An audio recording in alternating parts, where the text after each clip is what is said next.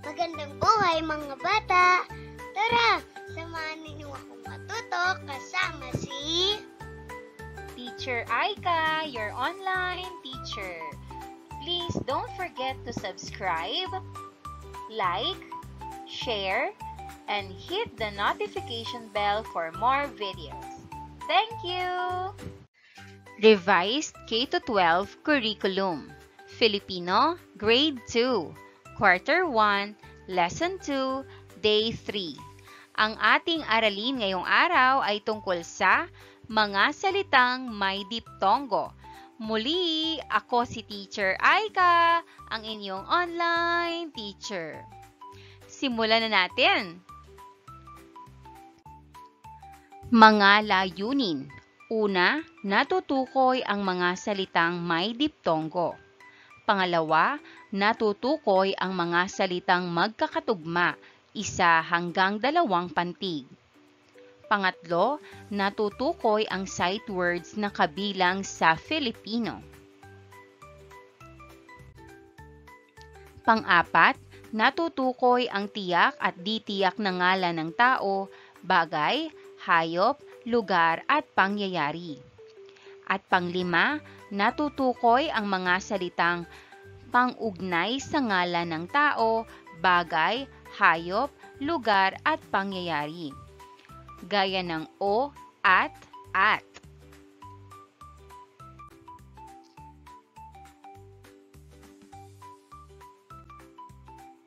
Tingnan mabuti ang larawan.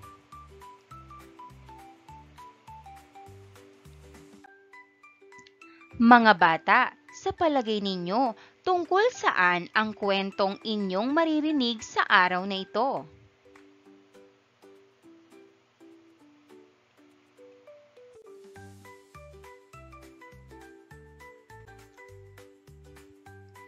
Pipoy, gulay. Pipoy, gulay. Ano ang masasabi ninyo sa dulo ng bawat salita? Ano ang tawag sa kanila? Sila ay halimbawa ng diptongo. Balikan natin muli ang ating maikling kwento. Meron pa bang salita sa kwento na may diptongo?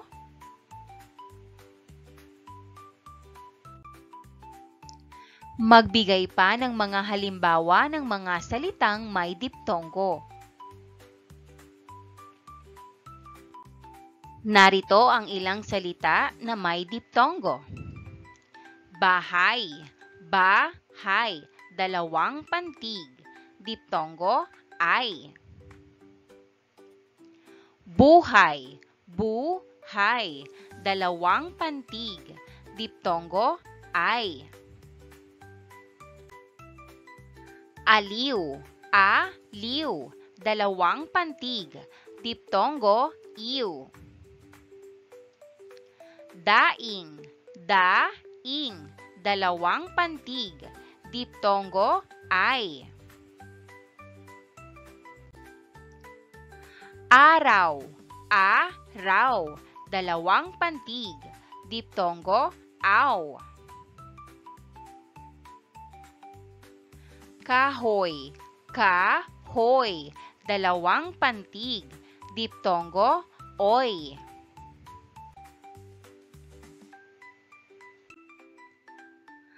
Araw, araw, 2 pantig. Diptongo, aw.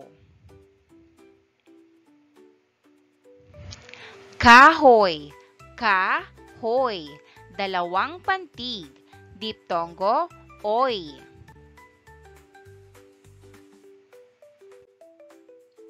Basahin at suriin ang mga salita. Ano ang kanilang pagkakapareho?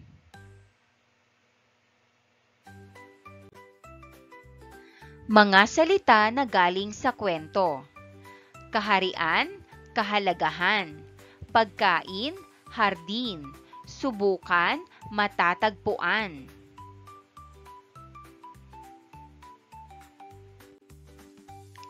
Ang mga salita ay magkasing, tunog o magkatugma. Ulitin natin, ang mga salita ay magkasing tunog o magkatugma. Magbigay pa ng halimbawa ng mga salitang magkatugma. Narito ang ilan sa mga salita na magkatugma. Bata, lata. Gabi, tabi.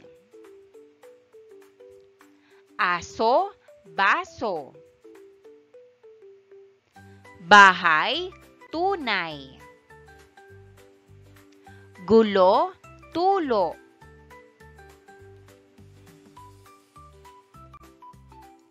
Mga bata, bago tayo magpatuloy sa ating pag-aaralan ngayong araw, alamin muna natin ang tunog ng mga letrang C, F, J at N.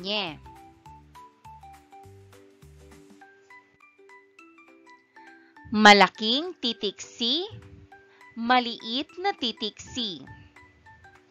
Tunog K, K.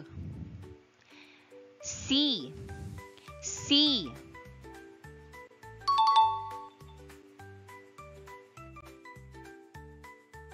Malaking titik F, maliit na titik F. Tunog F, F.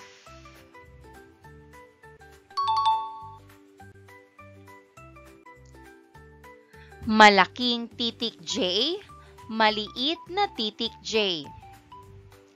Tunog J, J. J, J.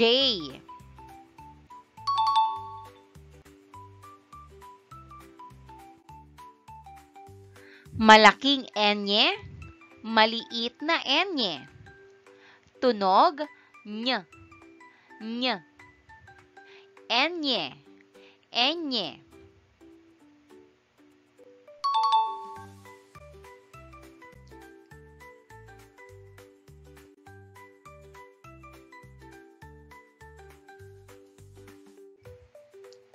Basahin ang mga salita at gamitin ito sa pangungusap.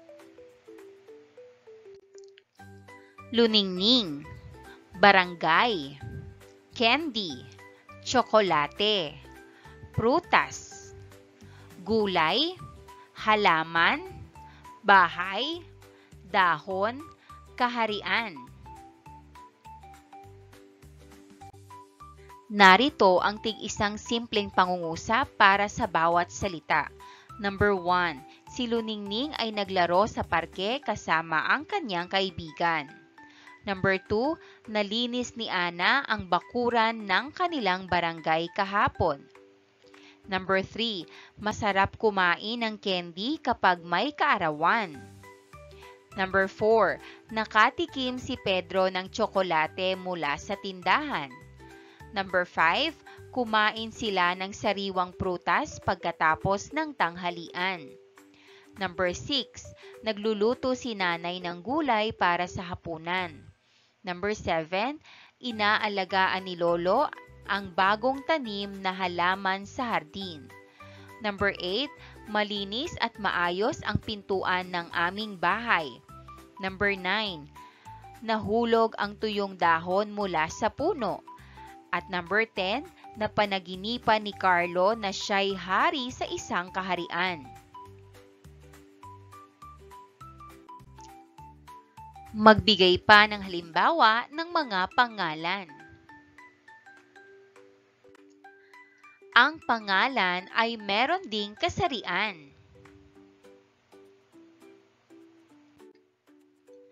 Ang mga kasarian ng pangalan ay ang sumusunod: panlalaki, pambabae, di tiyak at walang kasarian. Isa-isahin natin. Panlalaki, tumutukoy sa lalaki. Lalaki, ama, kuya, hari at prinsipe. Pambabae, tumutukoy sa babae. Babae, ina, ate, reyna, prinsesa. Di tiyak, hindi tiyak kung lalaki o babae. Bata, doktor, guro, kaibigan, mang-aawit.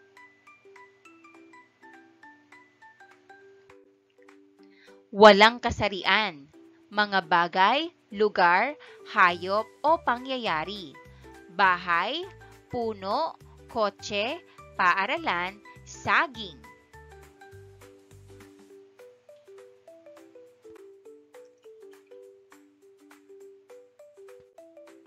Panoorin ang video at pagkatapos ay may mga tanong tungkol sa napanood na video.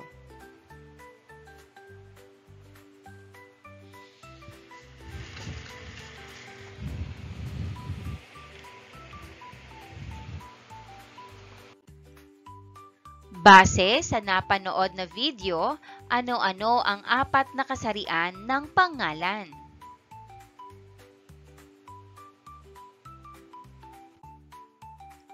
Magbigay ng halimbawa ng kasariang panlalaki, pambabae, tiyak at di tiyak.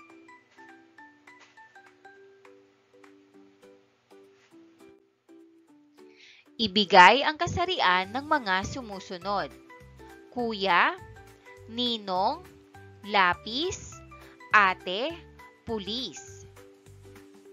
Pisara, hari, guro, ninang, bunso.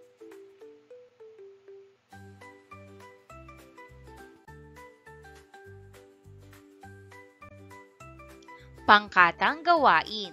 Unang pangkat, magbigay ng 5 halimbawa ng salitang may kasariang panlalaki.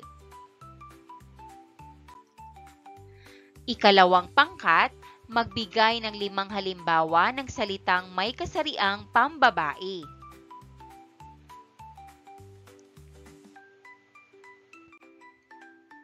Panoorin ang video at pagkatapos ay may mga tanong tungkol sa napanood na video.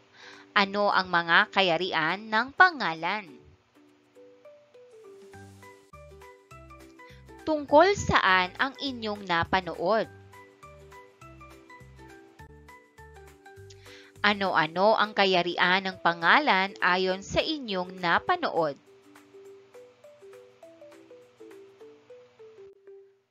Payak, binubuo ng iisang salitang ugat, walang panlapi, walang pag-uulit. Halimbawa, bata, bahay, bulaklak. May lapi, binubuo ng salitang ugat at isang o higit pang panlapi. Unlapi, gitlapi, hulapi, kabilaan. Halimbawa, magluluto, mag plus luto. Magkapatid, mag plus kapatid. Kabilang, ka plus bilang.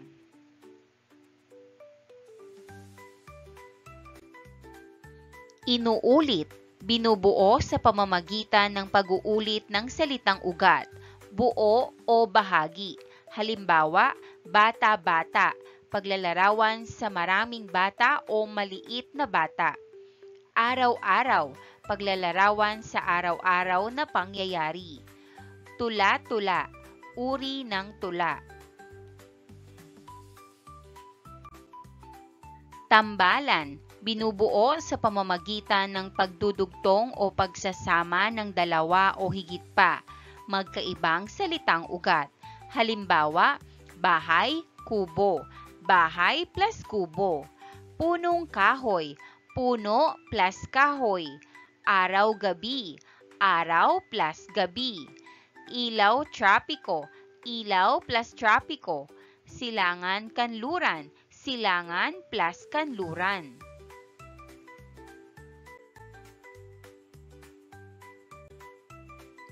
Gawain bilang isa. Ating alamin kung ano-ano ang mga kayarian ng pangalan ng sumusunod na salita. Bilis, laro, inom, naglaro, kain, linis, masayahin. Sagutan natin. Bilis, payak. Laro, payak. Inom, payak. Naglaro, may lapi. Kain, payak. Linis, payak. Masayahin, may lapi.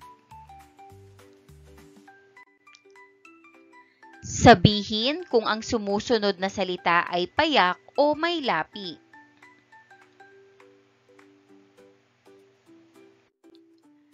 Narito ang numbers 1 to 5.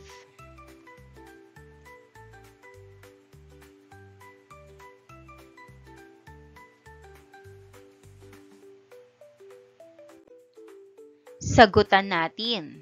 Number 1, masusustansya. Sagot, may lapi. Number 2, lapis. Sagot, payak.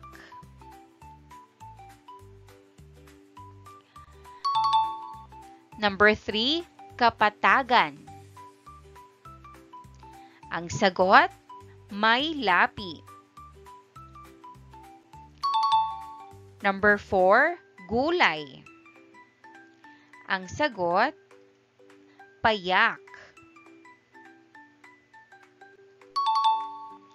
Number 5, kaharian. Ang sagot, may lapi. Pangkatang gawain. Unang pangkat, gumuhit ng 5 salitang may kayariang payak. Halimbawa, babae. Ikalawang pangkat, sumulat ng 5 salita na may kayariang payak.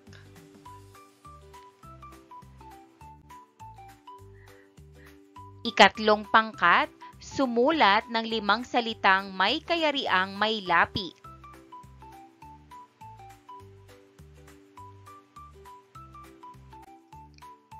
Ikaapat na pangkat, gumuhit ng 2 larawan ng salitang may lapi.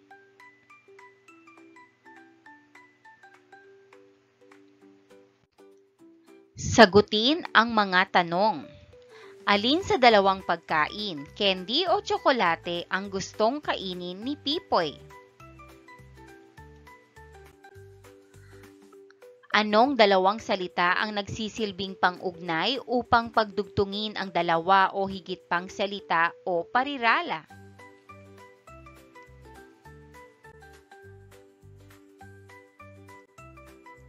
Ano-ano ang kasarian ng pangalan? Ang 4 na kasarian ng pangalan ay ang sumusunod: panlalaki, pambabae, di tiyak at walang kasarian.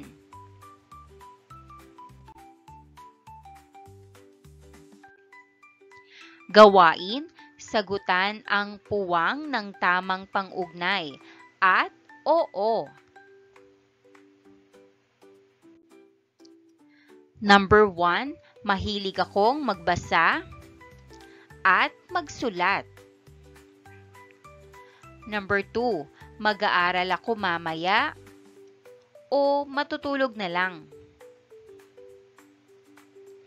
Number 3, gusto ko ng prutas at gulay.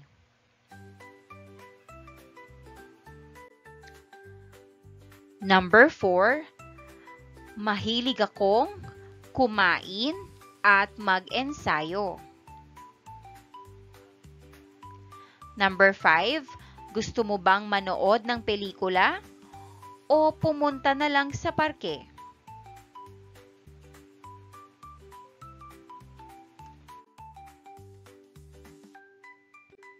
Sumulat ng 5 pangungusap gamit ang pang-ugnay na o at.